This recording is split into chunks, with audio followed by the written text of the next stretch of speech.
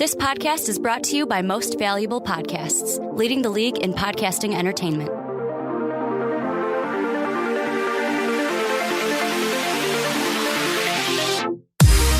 What's going on, real MVPs? Welcome back. Welcome back. We are so excited. It is football season 2019. And Ricky, this is going to be a lot of fun. Brandon Swanson, Ricky Widmer across the table from me. What's up, guys? And we have finally reached it. We finally reached it. Thursday, as we record this, Thursday is tomorrow. That means football is back, baby. Bears-Packers kick off the 100th year of the NFL. Super stoked. That's what I forgot to get. I forgot to get you your opening day gift that I was gonna get you. It's a combo deal. They're selling now these little plush bears along with its own goalpost that when you squeeze it, it says double doink. I was gonna get you one, and it's a little own goalpost so you could squeeze it and say they really double have those? doink. Do they really you have haven't those? seen the Superfan commercials? No. There was a little commercial for it. I don't know if they're really selling them. I'm sure somebody has tried to now since they had the commercial of the Bill Schwartzky Superfans. I watched one today where they sat there with Brett Favre, and they had a little, like the Alexa things? Yeah. They had one, they called it Mary Beth. And they're like, Mary Beth, how many times has the Bears won the Super Bowl? The Bears won, and it talks just like the show. The Bears won the Super Bowl 2 times in the 60s, and it was just all wrong. Just all wrong. Talking up the Bears, talking Brett Favre. It's a must-watch if you're a Bears fan. There you go. You heard it here first. Again, what's your fantasy? This is what you've tuned into. Ricky and Brandon talking the best fantasy football news and advice. And Ricky, how I'll start it off as we usually do every week, but of course games haven't started yet, but I will throw it over to you to give you a little update on who we're starting this week in our league. Yeah, I mean, it's kind of like, I'll be honest, last year I was really excited for our team. This is a year where you get those years where you draft a team. You're disappointed because I drafted with you. You would have just done it by yourself. No. Secretly. It's not that at all. It's just like some years you just look at a team and you go, man, I wish I could do that over again. Did we take that team to the championship, though? Well, no, we didn't. That's the thing, is it's not about how you draft. It's about the waiver pickups and everything. And this week, we only have one question in my mind. Like, Matt Ryan's going to start over Nick Foles. David Johnson, Marlon Mack will be our running backs. Edelman, maybe Tyrell Williams, probably Tyrell Williams will start flex wide receiver. Jared Cook will be the tight end. Falcons defense, even though they're going up against Minnesota, and I want the Vikings to get the dub. And then Jake Elliott, our kicker. My only question is Corey Davis. Going up against Cleveland, is he going to have a good day, not have a good day? Should we play someone like Donta Moncrief? Should we other than that, it's like you're trusting 2 rookies in Justice Hill or TJ Hawkinson in your flex. Or you go with like a Josh Doxson who just got picked up by the Vikings, probably won't do anything week 1 in that new system.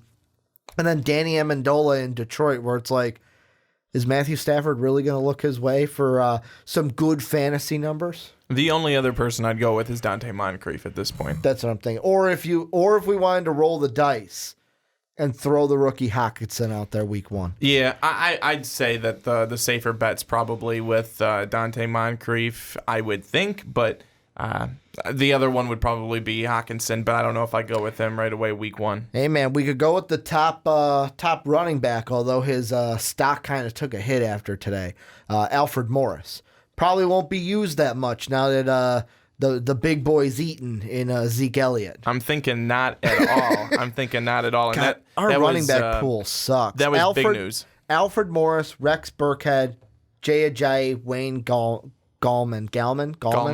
Those are the top 4 running backs on the waiver wire. Yucks. Yeah, not good. But Yucks. Ricky, the big news out of Dallas, 6-year, $90 million deal with an opportunity for $103 million, I believe, for Zeke Elliott who we all knew this. We all knew that he was going to get signed before the season started because Jerry's just that type of guy. He always gives in at the very end, and it's always Dallas giving in. It's never the other side. Jerry has to pay his players, and he should have done it probably well before this holdout even festered. But now that Zeke's in, he's going to be a stud running back. Put him into all of your fantasy lineups. If you didn't know that already, you probably shouldn't be playing fantasy football. Yeah, here's the interesting part about this that I thought about today, actually, is so when I covered one of the last onside kicks, I actually covered the Zeke holdout and how long we could see. I was wrong. I thought it would last 2 weeks. Cowboys would lose those two, and then Jerry Jones would give in and say, here's your money. I thought it would go into the season and affect games. It did not. But the thing you got to look at is Zeke has now gotten paid. He's getting an extension. One of the two other guys that they also had to lock up, they get a contract for Jalen Smith. He has now signed an extension. And I believe, you can quote me if I'm wrong, that Collins, the other rookie, has gotten an extension. So that only leaves one guy out of the four that we had who for the Cowboys has not gotten an extension. It's the guy that I thought would get one at this point, and that's Dacky Baby. Isn't it two guys? Isn't it Dak and Amari Cooper? Well, I mean, I'm talking out of the rookies. Like, Amari Cooper is one of them too. But, like, out of the rookies, there was Collins, Smith, Zeke, and Dak. And when I say rookies, I mean the rookie contract You're talking guys. about their rookie contracts. Exactly. Yeah. Okay. Dak's the last one. Is he going to get paid? Probably, but it can't help that the three other rookies got signed before Dak. And it doesn't help that just last night, Jared Goff got signed to a huge deal. So now Dak, that's great news for Dak Prescott. That's bad news for Jerry Jones. Do you see the memes going around about that? No. It's I believe it's from the Chappelle Show. It's like Jared Goff when he sees Dak Prescott, and it's just the people fanning the money. It's like, oh, be wary, there's poor people around. Just fanning himself with money because Jared Goff has now gotten paid, and Dak is still going to make what, about $2 million this year? How will he ever live? I mean, that's a big jump from $630K. Again, how would you ever live on $630K? Triple digits, man. Some of us aren't even lucky to make that money. No, not at all. But Ricky, that brings me to another point. Okay. There's another holdout going on, still going on. A Le'Veon Bell-like holdout. And the agent has been given permission to seek a trade. Mm-hmm. The player doesn't look like he's going to end it anytime soon. And, of course, this person that we're talking about is Melvin Gordon from the Los Angeles Chargers. Mm-hmm. For any of you who picked up Austin Eckler or Justin Jackson, you look like a genius. Play them, start them at will, because there is no end in sight of this Melvin Gordon holdout. Ricky, this is something you wanted to talk about. I do. I want to throw it over to you. Hear your thoughts on this situation. Does this get cleared up anytime soon? Have we seen the last of Melvin Gordon in a Chargers uniform? Yes. To answer your questions, yes, we've seen. If he plays for the Chargers again, I will. I don't want to make a Sean bet, but I feel like I want to. I'll put it this way. What's something really dumb I could do on the podcast if he plays another game for the Chargers? I would say take your shirt off, but I don't necessarily want to see that either. Like, for example, Sean painted his face purple and gold. Well, purple and gold because they didn't have PG in that signing for the Lakers. It was just LeBron. But if I could think of anything stupid to do and put that on the line, I would, because I think Melvin Gordon could capiche. He's done. Time in LA, time in San Diego, wherever you think the Chargers are playing anymore. It's LA, people. I know that. He's done. It's now, where's he going to play next? Where are the Chargers going to trade him? Here's an interesting one. This is from 7 hours ago. So from earlier today. Apparently, according to Monday morning quarterback Albert Breer. The Eagles were the only team to propose a deal for Gordon. If you are the Chargers, would you take this deal? What are the Eagles doing? Here's the deal. Ready?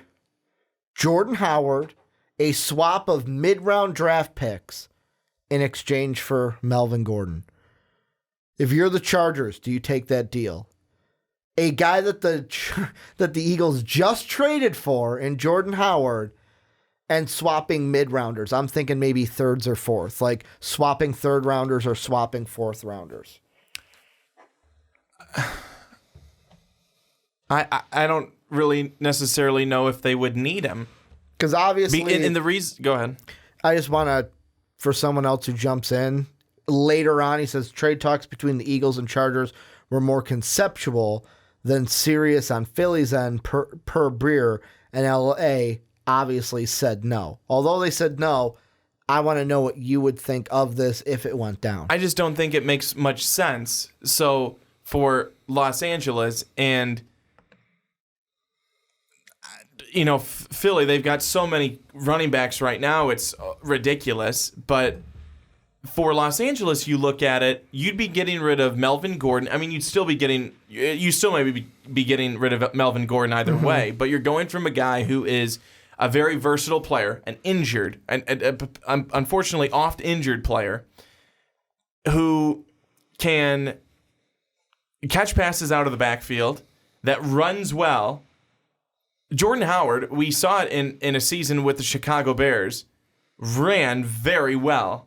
He had great numbers, but he was a one-style running back, and he did not catch passes very effectively out of the backfield. That's why the Bears brought in Tariq Cohen. That's why the Bears have now brought in a running back like David Montgomery, who is versatile, who could be a three-down back if they wanted him to be. That wouldn't make much sense for the Chargers, especially when their other two running backs, or especially Austin Eckler, is exactly similar in terms of what he can do to Melvin Gordon. He can catch passes out of the backfield, and he can run well and effectively. So I don't even think would need Jordan Howard. They already have two formidable running backs who may end up being certainly the guys this year, but we've always, for the most part, seen them, Justin Jackson, Austin Eckler, them, in limited roles. How do they do with a more, I guess, substantiated workload? Can they be the James Conner of last year? Well, exactly. And the only reason why, if you're Los Angeles, take that deal is because, okay, Jordan Howard, we know that we could ride him all season long. But again, you would be giving up one style of running back for another style of running back. In LA, I don't think that's necessarily their style. It hasn't been. Here's the thing that doesn't sit right with me with it, and it goes along with the other things. According to Florio at Pro Football Talk, Mike Florio, he says that the Chargers are looking for a first round. They've told teams a first and a fifth is the minimal asking price for Melvin Gordon. That's what it should be. Like, if I'm giving up Melvin Gordon, like that Eagles trade when it came in, let's say you're the Eagles, I'm the Chargers. If that came in, I'd be like, okay, nice offer.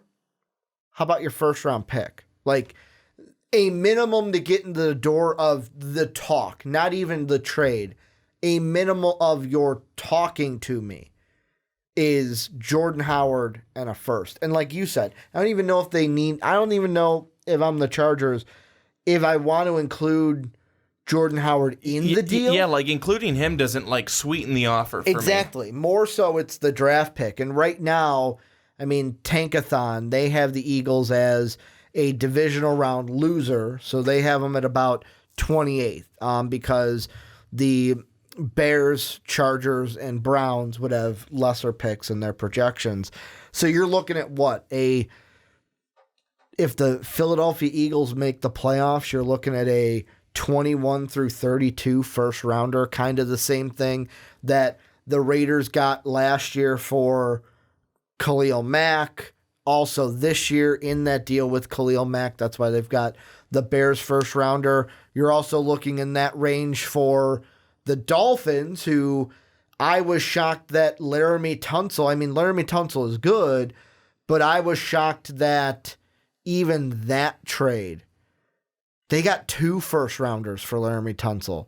They got a first this year and a first next year. And I know offensive linemen different than running back, but if I'm the Chargers, I'm looking at it going, I know that you gave up Tunsil and Kenny Stills, but I would say Melvin Gordon is worth better, or is worth more, I should say, than both those guys combined. If they got 2 firsts for Laramie Tunsil, there's no reason why I can't get a first for Melvin Gordon. My final thought on the Melvin Gordon topic would be 2 teams that should be asking about Melvin Gordon are the Tampa Bay Buccaneers and the other Florida team, the Miami Dolphins. Those are the teams that, and maybe you throw in the Houston Texans and ask them and have them ask the Chargers, hey, what do you got to give here? We've got Carlos Hyde, they've got Carlos Hyde, they've got Duke Johnson, but Melvin Gordon, I think, kind of blows the both of them out of the water there. I don't know. I think if you're the Tampa Bay Buccaneers, you have a good offense. You're not sold on Jameis Winston. Not everybody is. I would like to think he's going to have a better season this year, but you bring in Melvin Gordon, pair that with Jameis Winston, Chris Godwin, Mike Evans, O.J. Howard, you have yourself a very potent offense in Tampa Bay in a division that they haven't been competitive in for a while. Then you go over to Miami and you think, okay, if we're going to go, if we believe that Josh Rosen could actually be the answer here, to pair him with a really good running back would be very, very beneficial for him so that everyone's not coming after him every single time. And then they won't be able to stack the box either because you kind of flip-flop. But I don't know, ultimately, at the end of the day, how serious the Chargers would be in trading him, or how much they would, wane any at all on that first-round pick. Do they kind of loosen that up and say, okay, we would do a second and, this year and then, something else the year after. But those are the teams right now that I think really he could be a game changer for them, a season changer, even a franchise alter for these teams. I don't know if that happens. So one question I'm going to ask you is, just so I think I've got the rule correct, but I just want to run it past you. It is where if Melvin Gordon sits out the whole year, similar to Le'Veon Bell, if he sits out the whole year, then his last year of his contract basically is like, okay, well, this year was null and void. This now contract year is next year, correct? Where, like, if he doesn't play a single game, doesn't report to the Chargers, he doesn't become a free agent at the end of the year. It's just like, well, you took a year off. You just bumped that last contract year to a new season. I can't say with complete certainty. I don't remember that. Because I know the one thing I've been hearing is week 10. Apparently, from how I understand it, and someone in the comments can correct me if I'm wrong, that if he doesn't show up by week 10, because it was the same thing with Le'Veon, where if you don't show up by week 10, yada, yada, yada, I'm sure I think it's if he doesn't show up by week 10, he can't become a free agent the next year, and we do this all again next year. Whereas if he shows up week 10, plays from 10 through 17, and then the playoffs, because I'm pretty sure the Chargers are going to be a playoff team this year, then that would be enough in the league's rules to say you played a full year and he could become a free agent. My question for you was basically going to be, because with the trades that you threw out, Houston I don't think happens, mainly because they just gave up this year's first and next year's first to bring in Laramie Tunsil, and they already brought, I don't think Lamar Miller, just because of his injury, is going to be kicked out of town. I think it's just... Well, he's not young. He's not young. I mean, he is a free agent at the end of the year, but they also have Duke Johnson under contract now for 2 more years. So they may try to slap that Band-Aid on the running back position and don't need to hit a home run. But really, if the Chargers are looking for a first, well, we're out. We just spent 2 to get Laramie Tunsil. Miami, I also almost write off, only because by them trading Tunsil, getting those draft picks, it doesn't matter if they think Rosen's the guy. They're in it for the long haul, in my mind, rather than the short haul. And if you get a guy like Melvin Gordon, even for this year, you got to worry about then re-signing him. And is he going to, want to re-sign in Miami if they're not going to be winning sooner rather than later? It kind of accelerates that timeline. So that's why Miami I kind of lessen up. But that Tampa, like, they're the team out of the ones you mentioned that I'm like, hey, Jameis Winston, you got to decide very quickly, beginning of, like, in order to make this deal. You have to decide by like week 6, maybe week 5, because you got till week 8 to make the trade. You got to decide, is he our guy? Because if he's not your guy, don't make the trade, because you're going to be looking for a quarterback, and then you enter the boat that Miami's in. But if Winston's your guy, you got him, you got Mike Evans, you got O.J. Howard, you have a competent coach in Bruce Arians. Guy like Melvin Gordon only helps out that team then at that point. Now with a competent coach, we're hoping. I mean, Arians was competent in Arizona, I would say. Just injuries to everyone, including his quarterback, kind of sunk his ship there. But if Jameis Winston's your guy, then yeah, they're the team out of them that I would say, hey, we don't need these draft picks if we're getting Melvin Gordon. And the thing I was going to ask you is, does he come back by week 10? There's that week 10. Week 10's the big week we're going to look at all this year. We're going to talk about week 10, week 10, week 10. Does he come back by week 10 and play 10 to 17 playoffs, or does he sit the whole year? I'm going to say no, he does not come back. I'm going to say he's out the whole year. Yeah, kind of like I said. I think he's done in a Charger uniform, and if we see him this year, it's because he's been traded. That's what I think. I think that's about the only way. Yeah.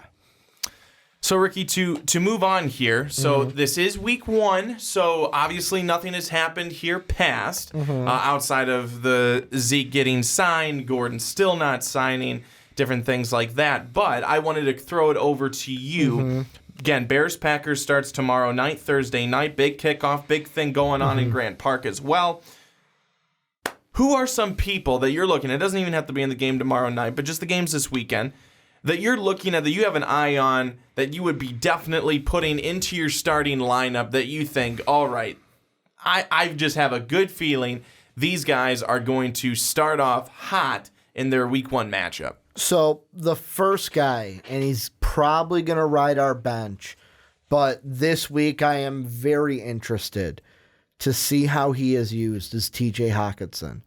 Because that Detroit team, they drafted Hockenson pretty high, top 10 pick. Drafted him up high in order to play him. And for me, I want to see this week how they use him. I know I mentioned being, hey, we could throw him in as a flex if we want to roll those dice. But like right now on that team, it's Jesse James, who, yes, he's got some experience with the Steelers, and right now could be like hey, we might lean on Jesse a little bit to be out there until TJ kind of gains his footing. But TJ's the guy, because I don't see Logan Thomas being the guy for the Lions. That'd be stupid. So for me, I wonder how much of Jesse James are we going to see at the tight end position for Detroit? How many reps is TJ going to get? Because you look at that wide receiver core, it's pretty much Kenny Galladay, Marvin Jones, and then whoever wants to, you carry on Johnson too out of the backfield, but pretty much at that point, is Danny Amendola going to get the touches? Is Jesse James going to get the touches? Or does TJ Hockenson have himself a game and we start looking at Stafford like, holy shit, he's got a tight end? I think TJ Hawkinson's going to be more than just a tight end. He's going to be that wide receiver, tight end type of deal that we've seen with Travis Kelce, that we've seen with Zach Ertz. I'm not saying that he's going to be either one of those guys overnight, but I am saying that just the way that he's played in the preseason, just the way that he's built, he's not just a tight end.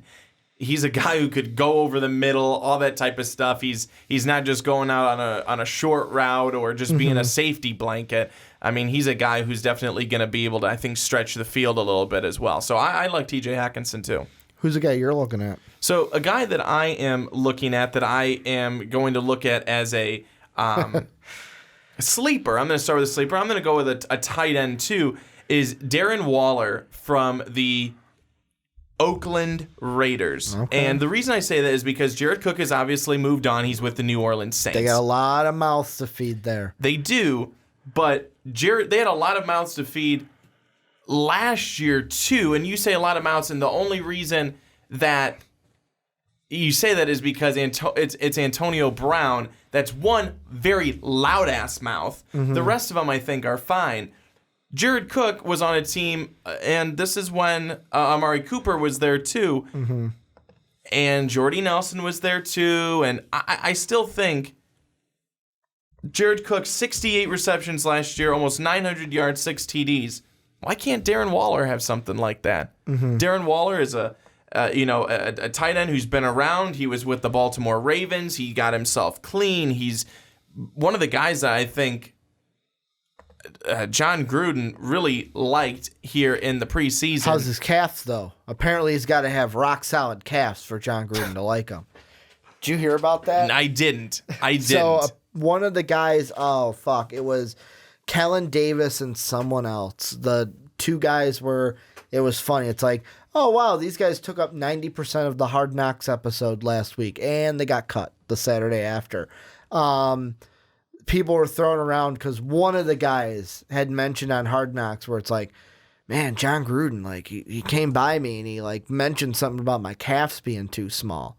And then he got cut. So people are like, well, if you don't have big calves, John Gruden don't like you because you don't got big calves. Got to have them big, meaty calves for John Gruden to like you. That's a Gruden guy. That's a Gruden grinder. That's weird. That's weird. But no, I like Waller. I took him as a sleeper on one of my fantasy teams. I think, why can he not have the same type of season as a Jared Cook? And on Monday night against the Denver Broncos, I definitely think he could be a guy to watch. Can I throw one out at you as a question? Sure. Only because it has to deal with one of your teams. Sure. What do we expect from LeSean McCoy and the Chiefs? What do we expect from him week one? Do we expect anything from him week one after getting cut by the Bills and signed by the Chiefs? Well, if he does play, I bet you can expect an injury. Okay. You think That's he's what going to get injured again? McCoy is good for these days. Because I never talked to you about how you felt as a Chiefs fan after. I don't care. LeSean McCoy is not good anymore. I'm sorry. I mean, he's bad. So you still think it's Damian Williams is the main It's back? Damian Williams or any of the young guys. LeSean McCoy, I mean, Andy Reid and LeSean McCoy have a good relationship. They're friends. They go back. Of course, Andy Reid is going to help out, a friend. But that's all he's doing. LeSean McCoy just don't have it anymore. Everyone knows it. Because right now in the ourlads.com, they keep great up-to-date depth charts for everything. They have Damian Williams listed as the number 1 back. They have LeSean McCoy listed as the numero 2 back, with Darcel Williams being the number 3. Yeah, well, again, McCoy, he will get hurt this year. Everyone knows it. He always does. So, do you think that fantasy owners for LeSean McCoy, let's say you're on a fringe team like us, where it's like, oh man, my running backs, I got like 3 good ones. Well, maybe 2. You may have to take him then. No, but you may have to. Or do you say, hey, I'm gonna should those players say, hey, I'm gonna roll with a maybe lesser known running back, kind of like, I don't want to say our Justice Hill because that's going a little bit too far. But hey, should I roll with a guy who, man, this guy is the backup, but might vulture some touchdowns? Would that be a better option than going with LeSean McCoy? Yeah, I mean, I would go with Adrian Peterson over LeSean McCoy. Okay. And they say that, and Jay Gruden wants to get more touches for Darius Geis, and wants him to be the main guy and have the offense work through him.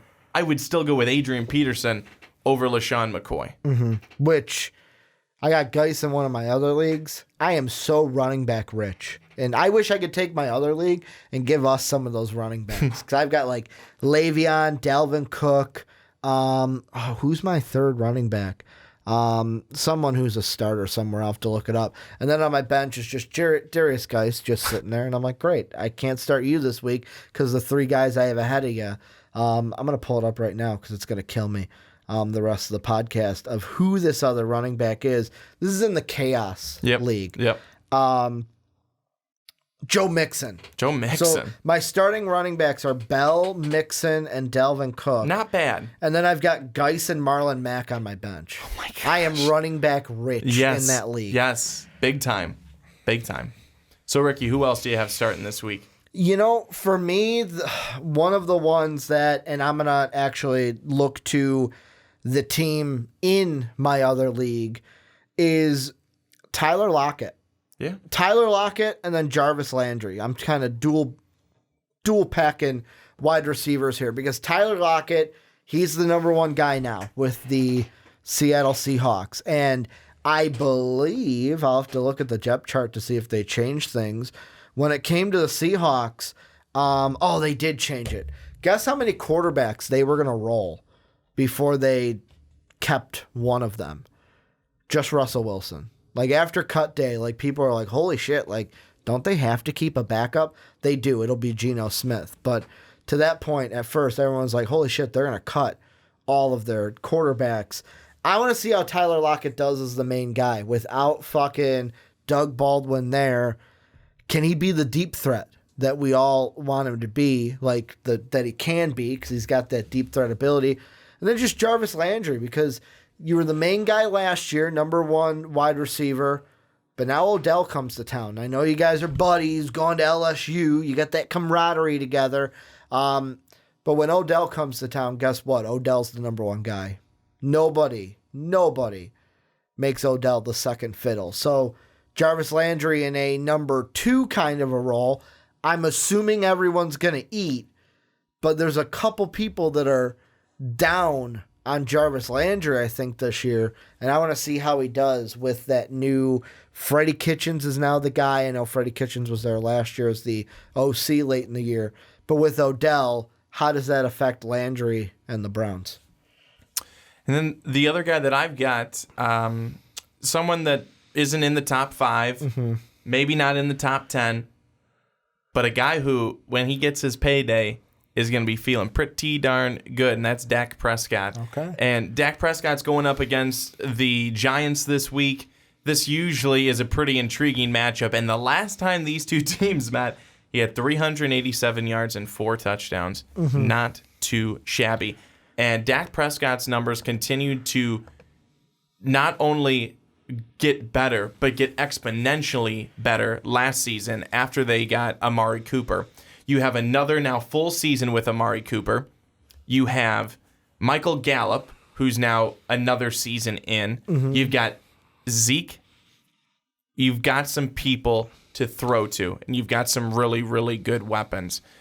I think that Dak Prescott's going to have a really good week. I think Prescott has a good year and leads the Dallas Cowboys probably to a playoff spot. That Cowboy-Giants game is going to be very, very interesting because it always is week 1. Usually it's hey, this is the Sunday night matchup, but this year we got Steelers-Patriots.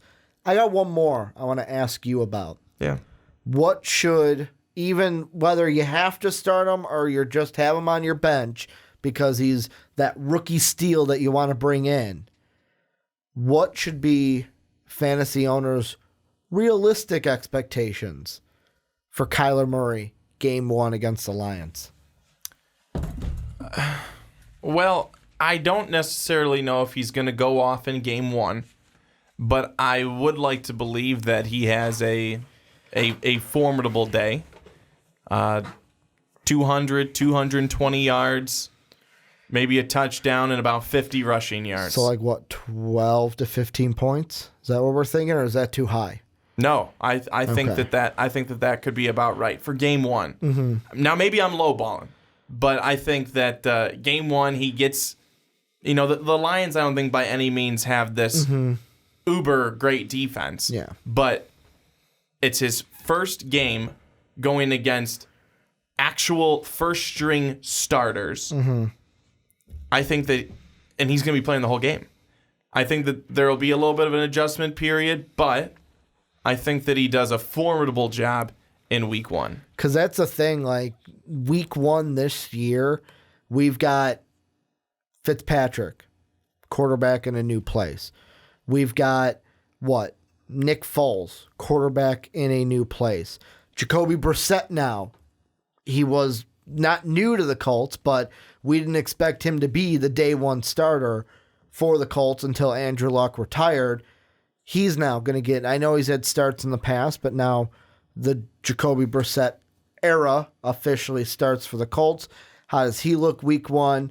Kyler Murray with the Cardinals, as well as Jimmy G coming back off of injury, how he's going to look. To me, it's a lot of questions. Joe Flacco also with the Broncos. A lot of quarterbacks either, hey, here's a question, or hey, new face in a new place for a lot of these teams. Ricky, just to wrap things up, couple of people that you will not have in your lineup this week. Will not have in my lineup? Who would you stay away from in week 1 matchups? So this is going to sound idiotic, and this is just me spitballing. I kind of wouldn't start Aaron Rodgers week 1.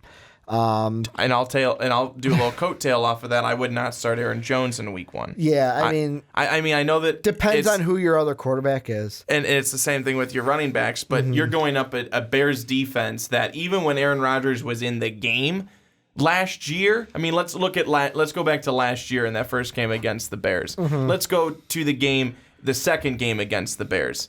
First game, Aaron Rodgers wasn't able to play the whole game. I understand what happened. But the Bears came after him big time. Game 2, Bears came after him big time. Again, the only person that Aaron Rodgers, pretty much it seemed like last year, the only person Aaron Rodgers ever threw to was Devontae Adams. Because he's the only guy who ever seemed to get open. But if that's all Aaron Rodgers is able to do again this year, not only will the Packers have problems throughout the entire season, but Aaron Rodgers is going to find it very difficult to have success. Yeah, I just look at it and I go, you know what, I would just avoid that. Because the other thing you got to look into, too, is last year, Khalil Mack was able to do what he did without being with the Bears all offseason. Yes, I know big Chuck Pagano, he's out there as the DC for the Bears now, so new blitz packages. But Khalil Mack has been there all offseason. He now is comfortable, or a little bit more comfortable with this system, although it be also new than he would have been last year being thrown right in there week 1. Also, he wasn't conditioned that week 1. Let's be completely honest. Like, there were plays on that game 1 last year where it was like, wow, Khalil kind of looks gassed. Maybe he should have been playing during the offseason, but at the same time, you're like, no, don't get injured. A guy that I'm looking to not play, though, I almost want to say I want to go quarterback and say like an Eli Manning. Nick Foles, I almost say the same thing, only because of who they're going up against. Plus, I don't really I want to be optimistic Nick Foles is going to be good in Jacksonville, but you never know until you actually see it. But those would probably be the biggest ones for me. And then pretty much like the Titans, I would avoid. I mean, Corey Davis, like I said, that's the question for us to make. That Browns defense, I was high on it. That's why I was going to draft it in some of my leagues. But, I mean, you've got a good Browns defense on paper. And that Titan team, I just don't know if they're going to have a good time in Cleveland, Ohio this weekend. So those are some guys or some teams I would kind of stay away from week 1. And the guy I'm going to go with to not be starting, however, a lot of people probably will be starting him, is a guy who you are starting. That's Jarvis Landry. I had Jarvis Landry on my team last year, and even as the number 1 guy, Jarvis Landry didn't put up great numbers. And Baker Mayfield didn't go to him as much as I thought that he would have. Jarvis Landry, and now he's got Odell on his you have team. Odell. How much more involved does Njoku get? Mm-hmm. I think that there's just a number of factors there where I look at it and I think, is Landry really going to be that guy anymore? Mm-hmm. Will he be able to put up stats? Maybe Odell coming there makes it better for Jarvis, but I don't know if it does, especially when 2 years ago he was on the Miami Dolphins and the only guy they went to was Jarvis Landry. Mm-hmm. Then last year, maybe it wasn't 2 years ago, but it was 3. Whenever his last year with the Dolphins wasn't it? And that's when he got all these stats, all these touchdowns, and then his last season in Cleveland, it didn't feel the same. Mm-hmm. It did not feel the same, and that's where I kind of think, now you add in Odell, that makes it even worse. Yeah, I'm trying to see. So 2017, the year that Jay Cutler was on that, let's see, wide receiver, was he on that team? Correct me if I'm wrong. Jay Cutler, when he got traded or moved to the Dolphins, I want to say it was during the preseason, was it Jarvis Landry or was it Devonta Parker that everyone was like, wow, he's got a really good connection with Jay Cutler? That was Devonta Parker, right? I don't know. Devonta Parker's never been on the field enough to have a connection with anybody. I thought it was, correct me, you guys in the comment section. I thought it was Parker. It was Landry. Okay. I both of them were on the team, but I thought it was something where we all looked. I want to say it was Parker. Or maybe it was Kenny Stills. Yeah, it wasn't Kenny Stills. I would have remembered that.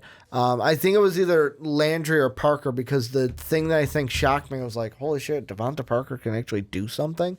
But no, I don't think he can. That was the last time where it was like a Dolphin wide receiver was like, damn, maybe you just needed a little bit of a quarterback. And then Jay Cutler, didn't he get hurt that year? I don't remember.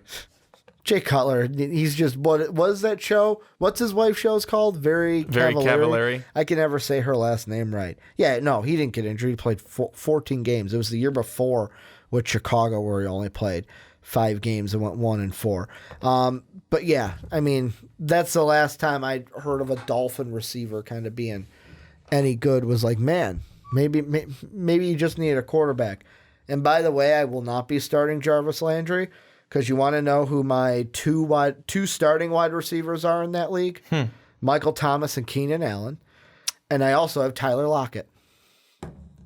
I feel real. By the way, can I gush for a second? Sure. This Chaos League team, for those of you who are like, what the hell is that? What we do, because Mark Weber is a fucking madman, is everybody's name is on a ping pong ball in a bowl, and every single round the order is new. So you could be the first pick in the first round, but then the last pick in the second round, or you could have just good luck and be the first pick throughout. Then each round, we pick a position. Running back, quarterback, wide receiver. There's weird ones. Like, one of them was that Mark threw out this year, and luckily it wasn't picked because I don't know what I would do. You know what one of the ping pong balls said, Brandon? What's that? You have to pick a player with the same astrological sign as you. Oh, dear. So I could only pick players then that were Capricorns. Luckily, Google is a thing, and I was able to Capricorn NFL players. And you want to know who were some of the Capricorns? I actually have one on my team. Eli Manning is one. Drew Brees is one. Carson Wentz, Joe Flacco, Lamar Jackson, Derrick Henry. I'm in good shape. Demaryius Thomas as well. And this is my team that I'm rolling out week 1. So my starters are quarterback Drew Brees. My running backs are going to be Le'Veon Bell, Joe Mixon, and Dalvin Cook. My wideouts are Michael Thomas and Keenan Allen. Hunter Henry at tight end. And he's my only tight end right now. Don't know how I feel about that. The Bills defense and Robbie Gould. And then my bench right now is Titans D, Geis, Marlon Mack, Tyler Lockett, Deshaun Watson, and Jarvis Landry because on my IR is N'Keal Harry. Not bad. I feel really good about that team. Like, if that team does not make the playoffs, I have done something wrong in fantasy and should probably quit doing fantasy football. Because I feel like I've never felt this good about a team, I think, ever in my fantasy life. Well, see, Ricky, it all depends on how it shakes out after the games. Guess who else is a Capricorn? Who? Nick Chubb. Good for him. Could have drafted Nick Chubb too. This is literally what I did during the draft, trying to find Capricorns. What astrological sign are you? I'm an Aries. You're an Aries? I never knew that about you. Yes. See, you learn new things every day. Do you want to know some of the players that you could have drafted in that round? Sure. The Houston defense, because J.J. Watt is an Excellent. Aries. Good. Adrian Peterson. The Broncos defense, because of Von Miller. Your boy Derek Carr is an Aries. Okay. Baker Mayfield is an Aries. No way. I'm kidding. Of course I knew that. Melvin Gordon. See, could have got Melvin Gordon. Tiki Barber. He's not in the league anymore. I still could have tried to draft him And if I wanted. then the guy that is playing for the Patriots this year, Josh Gordon, is an Aries as well. So those are some guys you could have. I know everyone wants to hear about the players that have the same astrological signs from us. That's why they come to What's Your Fantasy, part of me's right? thinking that they don't care. Part of me was thinking I don't care. But anyway, so that will wrap it up for us today. Jared Allen is an Aries. Didn't know that. Anywho, that really put a damper on the end of it. But so that's going to wrap it up for us. But please, let's keep the conversation going. Post any questions down in the comment section below. Ask any fantasy questions you have. Any trades that you want to try and make. Ask them down here. Even if you're not in the league for MVP, throw out some trades that maybe were offered to you or that you're trying to offer somebody else. Let us know. We'd love to help. And certainly let us know about anybody that you're trying to either maybe put into your lineup or maybe you're thinking you should sit them. Comment all of those things down below. We would be happy to help you out and give you our very sound, solid, and expert fantasy advice. We had a couple of on Twitter. We did. And then whenever they if they just comment at me, I'm like, let me mention Brandon. See if he's got some insight as well. I usually try to have some insight. But thank you so much for watching. We really appreciate it. And I don't think I said it at the beginning, but I'll say it here at the end. If you want to continue to support this podcast outside of just watching it, head over to patreon.com. For just $1 a month, you can become a patron, and we would love to have you do that. And we appreciate all the support that we get from you every single day. So for Ricky Widmer, I'm Brandon Swanson saying so long, everybody. We're so happy that football is back. It starts tomorrow night as we sit here and record this on a Wednesday. Bears-Packers, enjoy Thursday night football. Have a wonderful weekend, and good luck in all of your leagues. So long, everybody.